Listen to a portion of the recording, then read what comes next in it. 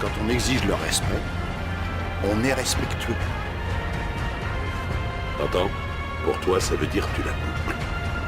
Et pour moi, tu peux aller te faire foutre. Capitaine, si vous voulez raconter des bobards à ces gens-là, ça vous regarde, mais pas avec moi.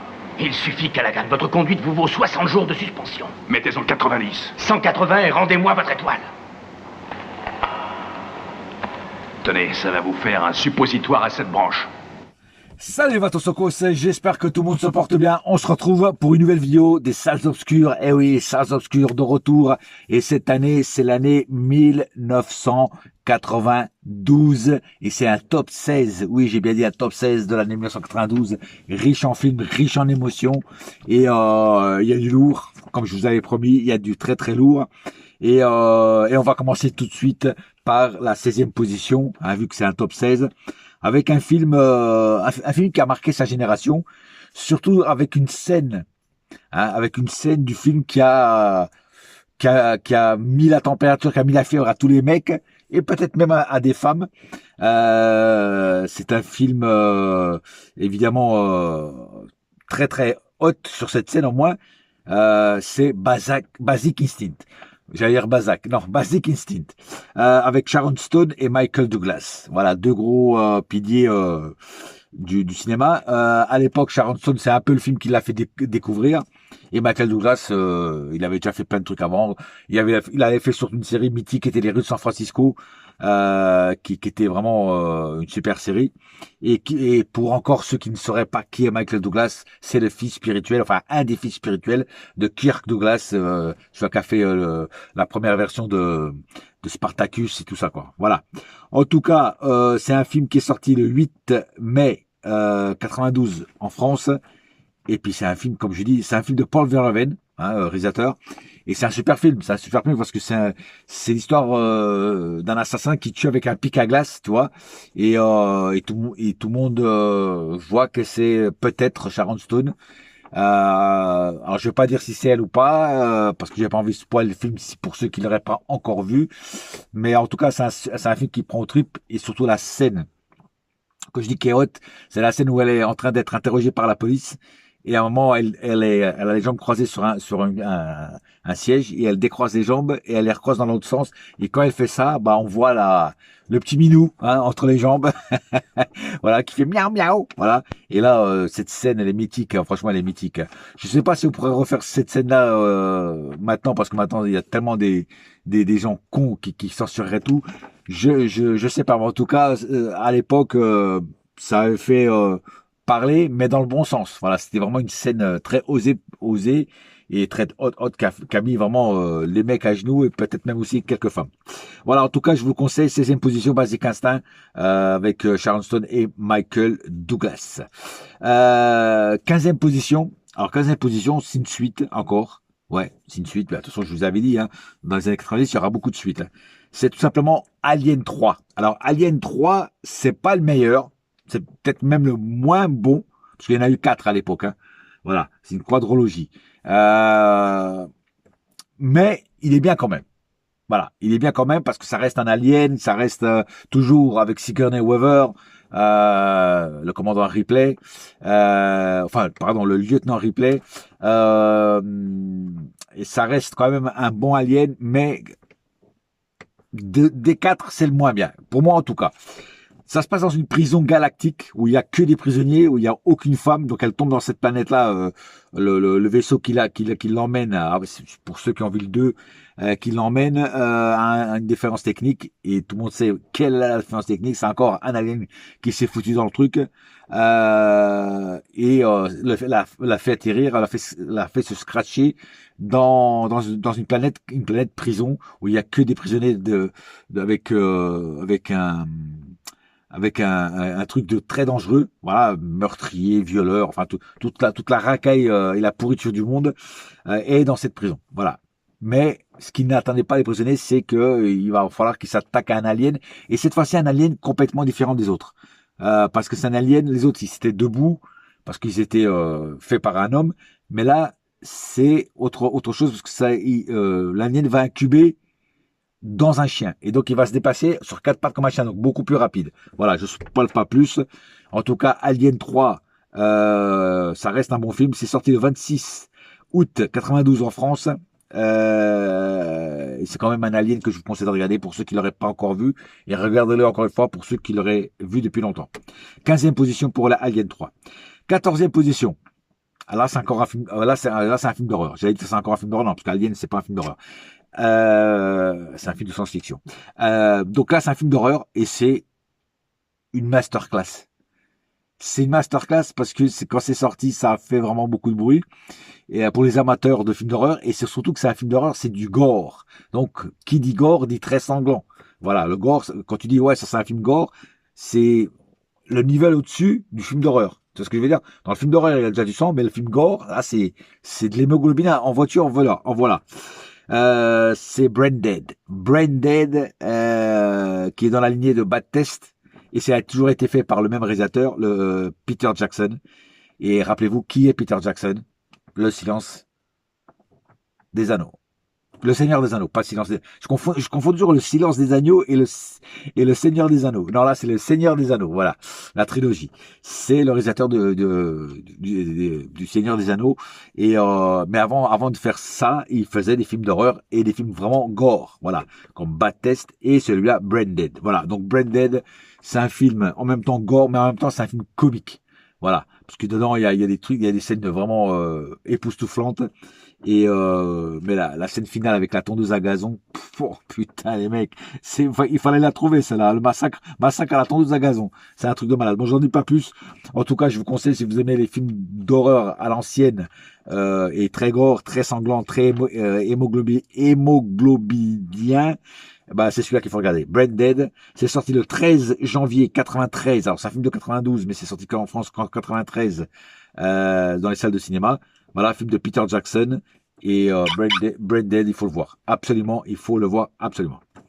Ça, c'était la 14e position. Maintenant, on va passer à la 13e position. La 13e position, ah là, c'est un super film. Là, c'est vraiment un super film. Et là, si vous ne l'avez pas vu, c'est vraiment un film qu'il faut voir. C'est Le Temps d'un week-end. Le Temps d'un week-end avec Al Pacino. Il faut voir ce film. Il faut le voir parce que c'est vraiment un très très très beau film. Il joue le rôle d'un aveugle, d'un ancien, je crois que c'est un colonel ou un général, je sais plus parce que ça fait longtemps que je l'ai vu, qui a perdu sa vue, je crois que pendant une guerre. Et le temps d'un week-end justement, bah il va faire toutes les folies du monde. Il va rencontrer un jeune homme qui va être ses yeux. Et le mec, il va faire tout, il va louer une Ferrari, il va conduire une Ferrari et tout.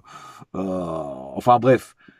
Il va se taper une meuf aussi, il va draguer une meuf, mais la meuf, c'est pas qu'il est aveugle, enfin, c'est un film qui prend aux tripes. Je vous conseille franchement, il a gagné un Oscar grâce à ça, Al Pacino, et c'est mérité parce qu'il fait un super rôle. Al Pacino, De Niro, c'est des mecs qui peuvent faire n'importe quel rôle, ça va toujours leur aller. On est habitué à les voir dans les films de mafia, de gangsters, tout ça, mais dans des films comme ça, on n'est pas habitué à les voir. Et quand ils le font très très très bien. Donc voilà, Le Temps d'un week-end, c'est sorti le 24 mars 93 en France. C'est un film de 92, mais c'est sorti en France qu'en 93 dans les salles de cinéma. Donc un film que vraiment je vous conseille de voir. Le Temps d'un week-end, c'est un chef-d'œuvre ce film. 13e position. 12e position. 12e position. 12e position. Bah c'est tout simplement mon t-shirt. Hellraiser 3. Hellraiser 3,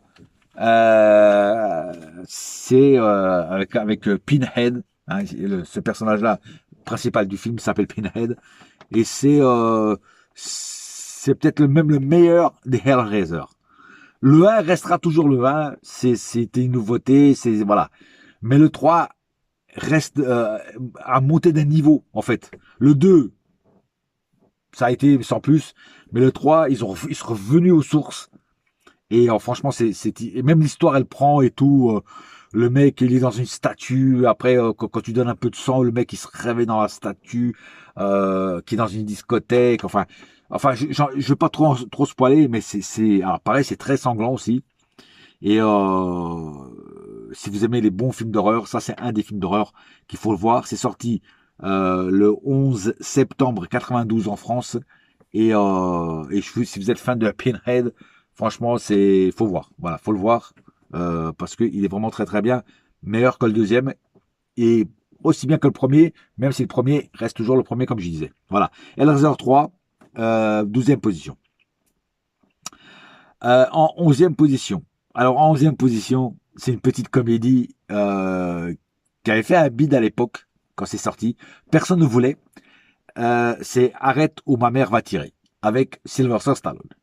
Pourquoi je l'ai mis dans ma liste? Parce que déjà ce film à la base avait été proposé à Arnold Schwarzenegger et Arnold Schwarzenegger avait refusé parce qu'il avait dit que c'était un rôle de merde, un rôle bidon et qu'il aimait pas du tout le scénario ni rien, donc il avait refusé. Et il y a une légende urbaine qui dit que Schwarzenegger a dit au mec qui lui avait proposé le film, donnez-le à Stallone, lui il va accepter. Eh ben c'est ce qui est arrivé. Stallone a accepté. Voilà. Et dans un sens, c'est très très bien que ce soit Stallone parce que Stallone a une comédie en lui que n'a pas Schwarzenegger et vice versa. Schwarzenegger a sa propre comédie que Stallone n'a pas. Et je trouve que ce film-là est mieux pour Stallone que pour Schwarzenegger. Et c'est bon, c'est un film comique du début à la fin. Alors, c'est un film qui a fait un bid, je vous dis, qui a coûté, je sais pas, il n'a pas coûté énormément d'argent, mais il en a pas rapporté non plus. Il a même perdu de l'argent. Et puis c'est un film qui a été hyper critiqué méchamment. Stallone en a pris plein la gueule, le film en a pris plein la gueule. Voilà, ça a été vraiment un film hautement critiqué par tout le monde, par les journaux, par les médias, par les gens, par tout le monde. Mais moi, je l'ai kiffé. Je l'ai kiffé parce qu'en fait, faut le regarder avec des yeux, j'allais dire des yeux d'enfant, non, des yeux, et en fait, faut pas se prendre au sérieux quand tu regardes ce film-là. Et pour ceux qui l'auraient pas encore vu, regardez-le parce que vous allez passer un bon moment. Voilà. Et la petite vieille qui fait le rôle de sa maman, elle est extraordinaire dans le film. Franchement, elle est extraordinaire. C'est un film qui est sorti le 21 février 92 aux États-Unis. Alors, j'ai pas la date de sortie française, je l'ai pas. Mais aux États-Unis, c'est sorti le 21 février 92 dans les salles de cinéma. Voilà. Donc, 11e position, Arrête ou ma mère va tirer avec Sylvester Stallone. Voilà. En 10e position. Alors, en 10e position, c'est un film d'action. C'est Universal Soldier. Universal Soldier avec Van Damme et Dolph Lundgren. Voilà. Le duo choc qu'ont fait ces deux-là. Et c'est un super film de science-fiction, d'action, très bien réalisé, des bons combats, des bons trucs. Et ce film avait été présenté au Festival de Cannes à l'époque où c'était sorti. Et Stallone et Dolph Lundgren avaient préparé un truc pour faire le buzz, pour que le film ait encore plus de buzz. Ils avaient organisé une dispute à l'entrée des marches des deux qui voulaient se battre les deux, qui s'étaient pas d'accord sur un truc, qui se prenaient, voilà, et commençaient à faire une fausse bagarre. Et même leur garde du corps, les agents de sécurité n'étaient pas au courant de ça. Donc tout le monde y a cru. Et grâce à ça, le film a eu encore plus de succès. Et franchement, c'est une bonne idée. Hein. Et d'ailleurs, si vous allez sur YouTube, vous tapez Van Damme contre Stallone, Festival de Cannes, faux combat ou fausse bagarre, vous allez voir, vous allez trouver tout de suite. Voilà, c'était donc pour le film, pour donner du buzz à Universal Soldier. C'est un film qui est sorti le 29 juillet 92 en France. Moi, j'avais été le voir au cinéma et j'avais adoré. J'avais adoré parce que vraiment l'histoire elle est magnifique. C'est des soldats du Vietnam que fait le Vietnam qui meurent au combat, mais qui sont tout de suite mis dans la glace. Et ils sont réveillés beaucoup plus tard pour en faire des super soldats. Et ils font des missions très dangereuses. Voilà. Et c'est des soldats qui ne peuvent plus mourir parce qu'ils sont ils ont été conditionnés. Enfin, ils ont quelque chose dans le corps qui ont été implantés que tout simplement le soldat ne peut pas mourir. Il peut recevoir des impacts de balles, mais il se relèvera toujours. Un peu comme Terminator, sauf que c'est pas un Terminator, c'est un homme normal. Par contre, ils ont des inconvénients. Il faut qu'ils se refroidissent de temps en temps, de quelques heures en quelques heures. Il faut qu'ils se refroidissent dans de la glace. Voilà. Je vais pas se parler plus. En tout cas, c'est vraiment un super film. À voir absolument les deux bêtes du cinéma d'action à l'époque, hein, Dolph Lundgren et Jean-Claude Van Damme. Beau combat, belle histoire, beau film, rien à voir. Il faut aller le voir. Voilà. 10e position. 9e position. Alors, 9e position, c'est un film que j'affecte énormément parce que j'avais été voir aussi au cinéma. C'est Les Blancs ne savent pas sauter. Film sur le basket de rue, hein, avec Wesley Snipes, hein, le grand Wesley Snipes, et Woody Harrelson. J'espère que je prononce bien. C'est l'autre, le blanc. Voilà. Et quand Woody Harrelson va sur le terrain où il y a Wesley Snipes, il le défie au basket sur des paniers, des lancers francs. Il lui dit qu'il est plus fort que lui, ça, et il parie gros, tu vois. Et en moment, personne ne croit aux blancs parce qu'ils disent que les blancs savent pas jouer au basket, ni rien, machin. Sauf que le blanc est très fort et il nique Wesley Snipes. Voilà. Après, Wesley Snipes veut récupérer son argent, voilà. Et puis après, en fait, il s'associe pour faire des baskets de rue où ça rapporte. Voilà. Et même des concours. À un moment, il y a un concours où il y a je sais pas combien de millions enfin, je sais pas combien de milliers de milliers de dollars à gagner et ils vont le faire et tout ça contre les meilleurs. Voilà. Et l'histoire est bien, ça part un peu en cacahuète, surtout pour le blanc, mais pas par rapport au basket, par rapport à sa copine qui en a marre que lui, il gaspille tous les sous, machin de ça. Enfin, bref, je vais pas trop spoiler non plus, mais en tout cas, c'est un film excellent à voir. Vraiment très bon, très très bon film. Ils ont déjà fait un remake de ce film-là, je crois, qui n'a pas été excellent, mais celui-là, il faut le voir. Voilà, avec Wesley Snipes et Woody Harrelson, c'est vraiment un film à voir. La BO aussi est pas mal. C'est un film qui est sorti le 21 octobre 92 en France. Je me rappelle, comme je dis, j'avais été le voir et j'avais avec des potes et on avait bien aimé. 9e position pour Les Blancs ne savent pas sauter. En 8e position. Alors, en 8e position, c'est un film d'horreur. En 8e position, c'est encore un film d'horreur. Et c'est un film qui a marqué les esprits quand il est sorti. C'est Candyman. Candyman, le tueur au crochet et aux abeilles. Quand il ouvre, il est plein d'abeilles, machin, voilà, tu vois. Et c'est un film, l'acteur qui fait Candyman, c'est Tony Todd qui nous a quittés il y a quelques temps, quelques mois. Et c'est vraiment un bon film d'horreur. Alors il y en a eu 3, il y a eu une trilogie au début, puis après je crois qu'ils en ont fait un 4e, si ma mémoire est bonne, mais qui était déjà pas vraiment avec lui, enfin bizarre. Mais en tout cas il y a une trilogie avec lui. Ça c'est déjà c'est un bon argument. Voilà. En tout cas Candyman, c'est sorti le 20 janvier 93 en France, même si c'est un film de 92. Et si vous aimez les bons films d'horreur, Candyman, vous allez adorer l'histoire de Candyman. Surtout que c'est une histoire, au début, ils expliquent pourquoi il est devenu Candyman. Tu vois ce que je veux dire? Voilà. Donc, non, vous allez kiffer. Pour ceux qui n'auraient peut-être pas encore vu, moi, je vous le conseille. Candyman, 8e position. 7e position. 7e position, encore une suite. C'est logique. C'est L'Arme Fatale 3. Avec Danny Glover, Mel Gibson et Joe Pesci. Ouais, le mec des affranchis. Voilà. Sauf que là, il fait le rôle d'un comique, d'un mec qui fait que des conneries, enfin tout ça quoi. Mais sinon, on retrouve évidemment Danny Glover et évidemment Mel Gibson dans ce 3e opus de la franchise de L'Arme Fatale. Il y a eu une série aussi de L'Arme Fatale qui était bien aussi avec un des frères Marlon Wayne, avec les frères Wayne, avec un des frères Wayne, je crois que c'était Marlon Wayne. Et puis un autre acteur que j'ai oublié le nom, je crois que c'était Crawford.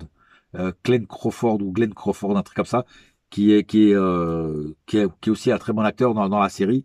Malheureusement, il y a eu 3 saisons, mais que 2 avec Glenn Crawford. Pourquoi? Parce que le mec était insupportable. Personne ne supportait sur les tournages de la série. Le mec était vraiment très casse-couille.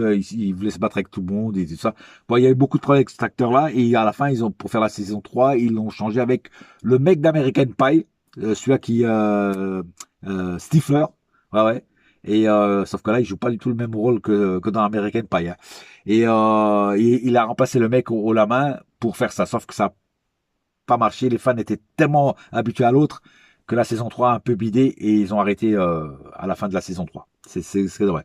Mais en tout cas, L'Arme Fatale 3, toujours la même cotation. les mêmes compères, les mêmes blagues, les mêmes conneries. Voilà, c'est l'Arme Fatale 3 et ça. Ah, puis là dans l'Arme Fatale 3, Mel Gibson il rencontre ce qui va être sa future femme dans le film et il y a des scènes marrantes. Voilà, j'en dis pas plus. En tout cas, c'est sorti le 12 août 92 en France. Et vraiment, faut le voir. Si vous avez aimé les deux premiers, vous aimerez les troisièmes. Et il y en a après, il y en a même un quatrième et j'en parlerai quand j'arriverai à l'époque, à l'année où il est sorti. Donc, 7e position, L'Arme Fatale 3, à voir absolument ou à revoir. 6e position. Alors, la 6e position, il est où? Ah, il est là. 6e position, encore un grand film d'action, à l'époque où cet acteur était en pleine possession de moyens, c'est Piège en haute mer avec Steven Seagal. Ouais, à l'époque, Steven Seagal, il était au top niveau, et Piège en haute mer, c'était vraiment un film extraordinaire. J'avais été le voir au cinéma aussi celui-là, et j'avais adoré l'histoire et tout, très bien fait, très bien réalisé, très bien filmé. Et dans le rôle du méchant, dans ce film-là, c'est Tommy Lee Jones. Et oui, Tommy Lee Jones, ouais, Men in Black et compagnie, tu vois, voilà. C'est vraiment un super film d'action avec la façon de la Steven Seagal qu'on connaît. Voilà, donc que dire de plus sur ce film-là, à part que bon, ça se passe sur un bateau évidemment, et puis mi-juillet, vous allez voir, pour ceux qui ont déjà vu le film, ils savent de qui je parle, mi-juillet, et vous allez voir, vous n'allez pas être déçus du voyage, autant avec mi-juillet qu'avec le film. Voilà. En tout cas, Piège en haute mer, sorti le 10 février 93 en France, donc c'est sorti un an, c'est 92, mais c'est sorti un an après, et je l'ai passé en 6e position parce que c'est un très très bon film d'action. Voilà. En 5e position. C'est une comédie. J'adore cette comédie, j'adore l'actrice, j'adore tout dans ce film-là. C'est Sister Act. Et c'est un film évidemment avec Whoopi Goldberg. Whoopi Goldberg, super actrice black, afro-américaine, qui fait beaucoup de comédies, qui fait beaucoup de trucs, mais qui fait aussi des films très sérieux comme La Couleur pourpre et plein d'autres films comme ça. Elle a joué aussi dans Ghost avec Patrick Swayze et Demi Moore, elle a fait le rôle de la voyante qui voit les esprits. Franchement, à l'époque, Sister Act, Whoopi Goldberg était aussi très forte et faisait aussi des très bons films. Mais dans Sister Act, elle a été connue surtout pour ce film-là, Sister Act, quand elle est en bonne sœur. C'est pas une vraie bonne sœur parce qu'elle devient bonne sœur parce qu'elle est recherchée par son amant qui fait partie de la mafia ou je sais pas quoi ou d'un gang de tueurs, enfin un truc comme ça, et elle doit aller se réfugier dans un couvent de bonne sœur et elle devient bonne sœur, qu'elle le veuille ou non, elle devient bonne sœur. Bon, et justement comme elle est pas bonne sœur, elle est meneuse de revue à Las Vegas, tout ça. Donc bonne sœur Las Vegas, c'est pas compatible. Tu vois ce que je veux dire? Voilà, c'est quelqu'un qui est presque une gogo danseuse, voilà machin. Et là, c'est strict quoi. Et puis c'est super marrant quoi, parce que après elle rencontre d'autres bonnes sœurs qui se dévergondent grâce à elle. Enfin, tu rigoles du début à la fin. Moi, j'adore ce film. Et le méchant dans le film justement, celui-là qui fait le rôle de Salamandre, c'est Hervé Kettel, l'acteur Hervé Kettel, qui est aussi un très très bon acteur. Des films comme Bad Lieutenant et tout ça qu'il a fait.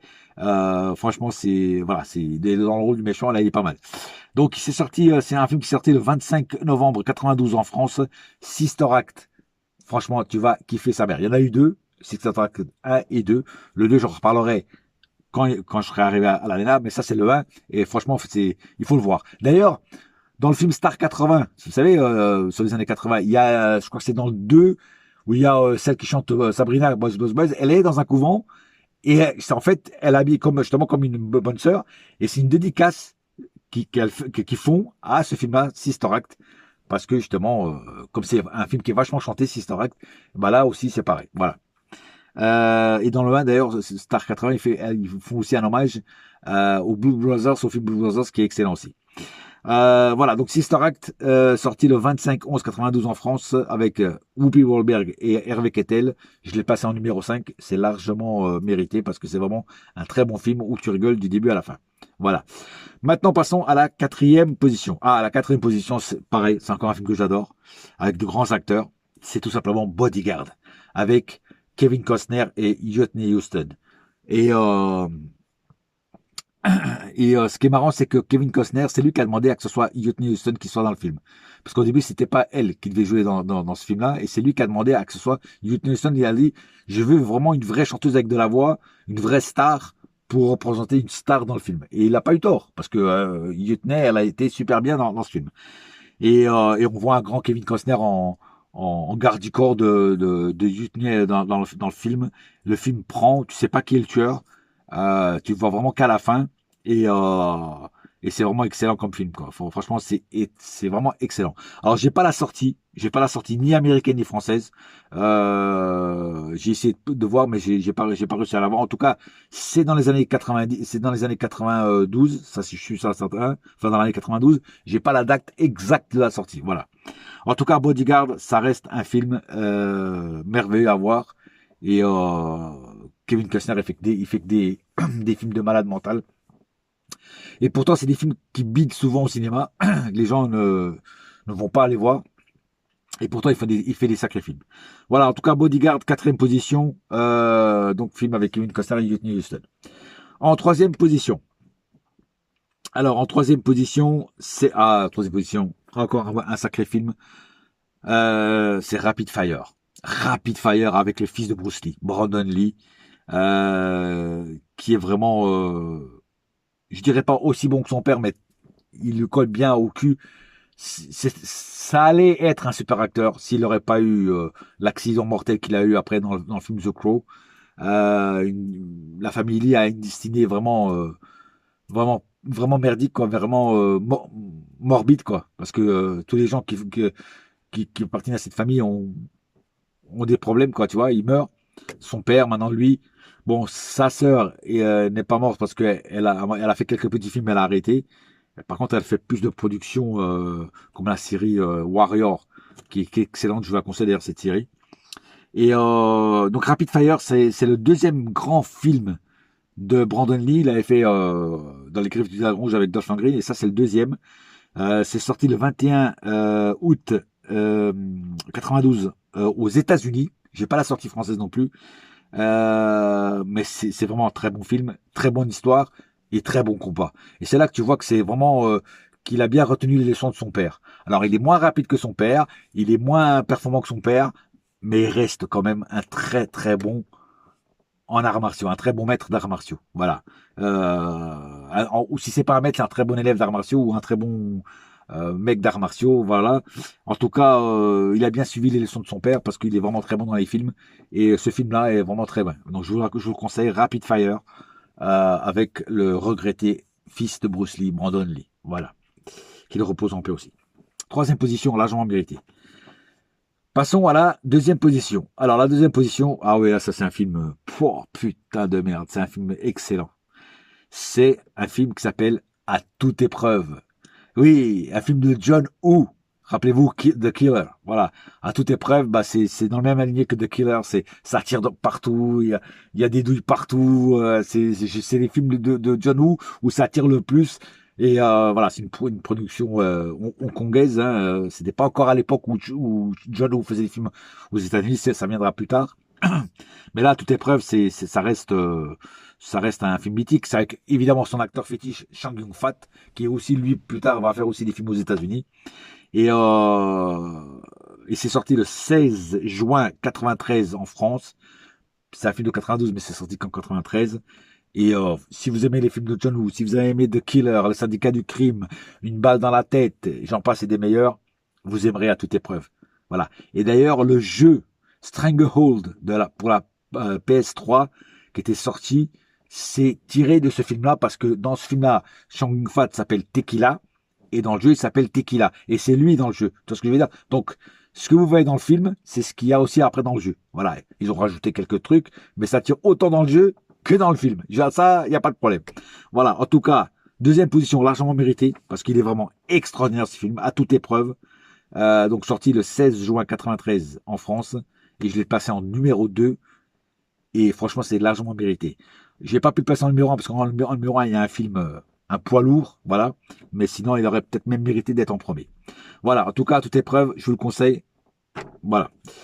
Maintenant, passons au numéro 1, tout simplement. Le numéro 1, Et ça, c'est un film. C'est un film de malade mental. C'est impitoyable. Avec Clint Eastwood et réalisé par Clint Eastwood. C'est-à-dire que c'est lui qui fait le film, c'est lui qui joue dedans. Et je me demande même si c'est pas lui qui l'a produit aussi. Parce que en général, lui, il fait les trois trucs. Mais en tout cas, réalisation et acteur, c'est lui. C'est un film qui est sorti le 12 septembre 92 en France. Et c'est un putain de western comme je les aime. Après, tu me diras, Clint Eastwood, lui, sait faire des westerns. Alors, c'est pas un western spaghetti. Clint Eastwood a été connu pour Le Bon, la Bouche, le Truand, pour une poignée de dollars, pour quelques dollars de plus. Plein de films comme ça. Mais il a fait aussi des bons westerns sans être des westerns spaghetti. Et ça, c'est un de ceux qui n'est pas un western spaghetti, mais qui reste un western de fou malade. Et ça, si vous l'avez jamais vu ce film-là, je vous le conseille. Je vous le conseille. Parce que c'est vraiment un énorme film. Un énorme film. Et le méchant dans le film, j'ai oublié son nom, c'est un acteur qui est mort il n'y a pas longtemps. Qui joue aussi le rôle de méchant dans les premiers Superman avec Christopher Reeve. J'ai oublié son nom. Mais bon, je pense que vous avez vu, sûrement vous allez voir qui c'est. Si je me rappelle entre-temps, je vous le dirai. Voilà, mais Impitoyable, c'est un film qu'il faut voir. C'est un western à l'ancienne. Et Dieu sait que moi j'aime les westerns. Et les westerns de maintenant sont de pitre qualité. Mais ça, fait par ce mec-là, à lui tout seul, il remonte au niveau des westerns. Et Impitoyable, je vais pas vous spoiler parce que il est tellement bien ce film qu'il faut le voir. Il faut le découvrir. Tu vois, il faut pas que je dise des trucs qui se passent dans le film parce que sinon je vais abîmer l'histoire du film. Il faut vraiment que vous le voyez. Impitoyable, film de Clint Eastwood, avec Clint Eastwood et le rôle du méchant que j'ai encore oublié je me rappelle toujours pas du nom de l'acteur. Le film est vraiment c'est 5 étoiles de guide Michelin. Je sais pas s'il a gagné des Oscars avec ce film ou quoi, ou s'il a été nommé ou comme ça, nominé, mais en tout cas s'il a régalé, il aurait mérité de gagner quelque chose parce que c'est vraiment un western à l'ancienne. C'est un western sans Indiens, c'est ce que je préfère, parce que si c'est pour voir des films à la John Wayne qui massacre les Indiens, ça m'intéresse pas. C'est des films entre cowboys. Et ça, j'aime bien.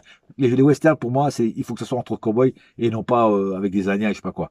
Des grands westerns comme L'homme qui tua Liberty Valance, ça, c'est des films. Tu vois ce que je veux dire? Ça, c'est des films qui prennent aux tripes. Tu vois? Et puis il y en a d'autres. Hein. Il y en a d'autres. Le train sifflera 3 fois. Enfin, il y a tellement de bons westerns que celui-là aussi, qui a été fait plus récemment, hein, parce que les bons westerns, c'est des années 60, tu vois, c'est ça là où l'Amérique faisait des bons westerns, mais celui-là, il a été fait en 92, mais avec l'ADN des bonnes années des westerns, tu vois ce que je veux dire? Voilà. Et comme Clint Eastwood, il vient de cette époque-là des westerns, donc il sait faire un western. Il sait faire l'acteur dans le western et il sait réaliser un western. Voilà. Et c'est pour ça que ce western-là est très très fort. Donc il faut le voir absolument. Voilà. Impitoyable, sorti le 12 septembre 92 en France. Film avec et de Clint Eastwood. Et regardez-le parce que ça vaut le détour. Voilà, j'ai fait le tour. J'espère que ce top 16 de l'année 92 vous a plu. Moi, en tout cas, il me plaît. Alors bien sûr, j'ai pas pu mettre tous les films. Il y a des films j'aurais pu mettre, d'autres qui ne méritent pas d'être dans mon top. Comme je dis toujours, les films que je mets dans mes tops, c'est les films que j'ai vus et que j'ai aimés. Voilà. Les films que j'ai pas vus ou que j'ai pas aimés, je vais pas les mettre, évidemment. Bon, les films que j'ai pas aimés, je vais pas les mettre, ça c'est sûr. Mais peut-être qu'un jour je ferai un top des films que j'ai pas aimés, voilà, de chaque année, peut-être. Mais en tout cas, c'est les films que j'ai vus, donc je ne peux parler que des films que j'ai vus.